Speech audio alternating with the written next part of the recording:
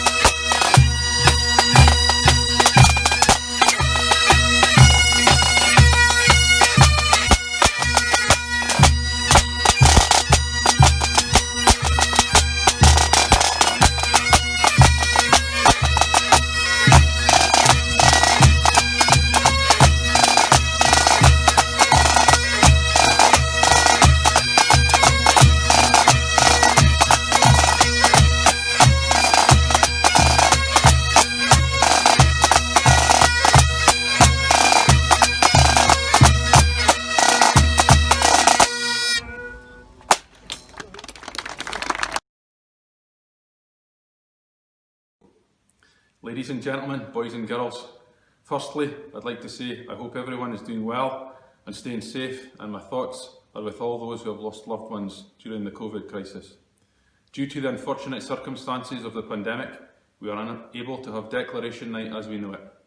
It would have been my duty as President of the Ex-Callants Association to announce the name of this year's Callant in the courtrooms to the Provost and Bailies of the Community Council, the Ex-Callants Association and the Festival Committee members.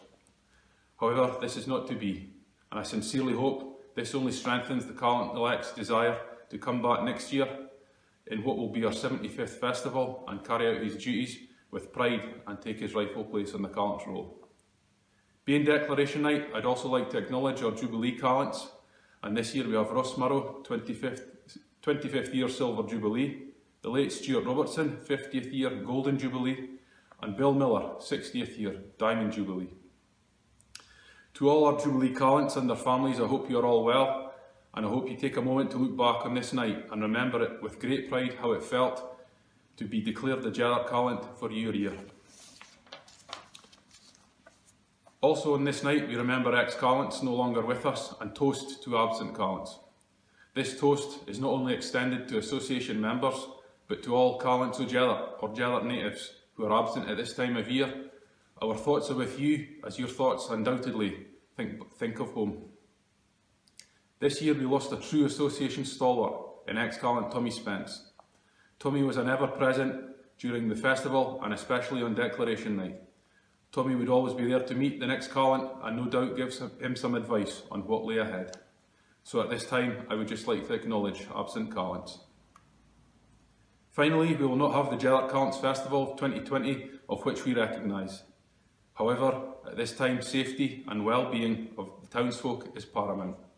I really hope the absence of this year's festival will strengthen the cause for us to come back next year with renewed vigour and desire and make the 75th festival one of the best. On behalf of the Ex-Callants Association, please look after yourselves, each other and take care. Many thanks.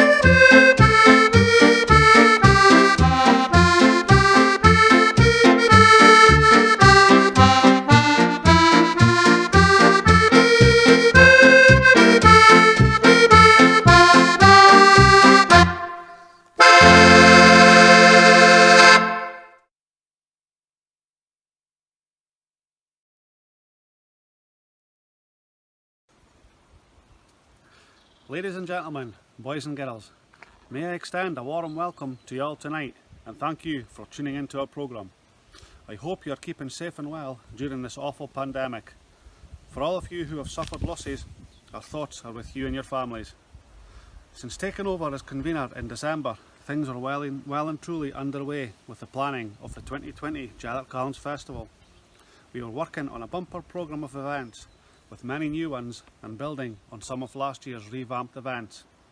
The newly formatted Sports Day down at Wood End went down a treat and gave us all a good gauge as what we can add to it. Also, the addition of the card treasure hunt was well received, and this is something we're going to keep going for you all to enjoy. I thank you all who took part in events in support of the Jethart Festival in 2019. On the lead up to the 18th of March 2020, things took a devastating turn for the worse with the introduction of a newly formed virus. This coronavirus was ravaging the world, country by country, and it was apparent by the sudden cancellation of many major events that it was just a matter of time before it claimed the border common ridings, civic weeks, festivals and gatherings. Our general committee meetings had already been cancelled, and myself and Lindsay Wilson, the Honorary Secretary, were corresponding daily and sharing information that was being provided. We had been informed there was a very strong chance Scottish Borders Council was going to advise the cancellation of all the summer's gatherings, and also emergency service support wouldn't be available. So at that point a statement was drafted up for release advising that we as a committee were taking the steps to cancel the 2020 Jethart Callant Festival, and we felt the town people should hear the news from us rather than a stranger. The bad news was received well, and thank you for all the messages of support that came in reassuring us that we done the right thing at the right time. The festival is a close part of the community. For me, it brings everyone together from all walks of life. Football, rugby, golf, running, bowls, whatever your sport or profession, it's the one thing that unites us as a town, and we all join in together and celebrate in the same way. That unity carries on to our surrounding towns, and that rivalry a few months back on the rugby field is cast aside, and all the towns are united in celebrating each other's traditions. Unfortunately, the link is broken this year. There will be no getting together, making of new friendships, creating lasting memories, but that's not forever. I urge all towns to put on as much as they can virtually for us all to enjoy. We're having to diverse in a manner we never ever thought we would have to, and this year is an important year as any. We're already working on a programme, and if anyone has any old photos or articles they think would be of interest to the public, please get in touch with Lindsay Wilson for contact details. On behalf of the Jethart Callant Festival Committee, I'd like to congratulate Ross Murrow, 25th year Callant, the late Stuart Robertson, 50th year Golden Jubilee, and Bill Miller, 60 years Diamond Callant. We wish you all a safe year, and when circumstances allow us, we look forward to sharing your celebrations. I'm hoping you've all been enjoying our virtual declaration build-up, with 12 of our real Kent faces making an appearance for the virtual Callant. Working with the 12 candidates over the last couple of weeks has been a huge pleasure. We've shared a good few laughs, mostly at each other's expense. We went back for 1 year only to the way the Callant was originally chosen by the public, and added a small cost to raise money for the NHS local charities, which totalled £2,137.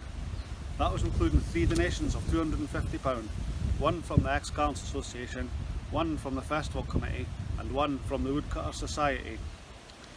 The latter of these organisations would have been celebrating their 10th anniversary this year.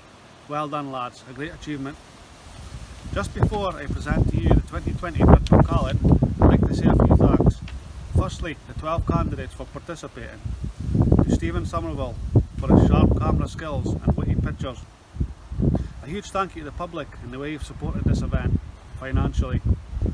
The biggest thanks of all to the NHS and key workers of the town for keeping everyone cared for through this awful time. Thank you all. It's now my privilege and pleasure to present to you the 2020 Virtual Callant. Kenneth Cassie.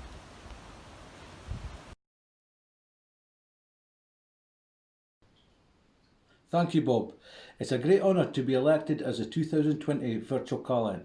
I have followed the festival from a young age and has always been the highlight of my year, as is many Jethart folk. I started horse riding 4 years ago, and I must say I enjoyed festival more than I did following in a car, even though I've had a few fall-offs.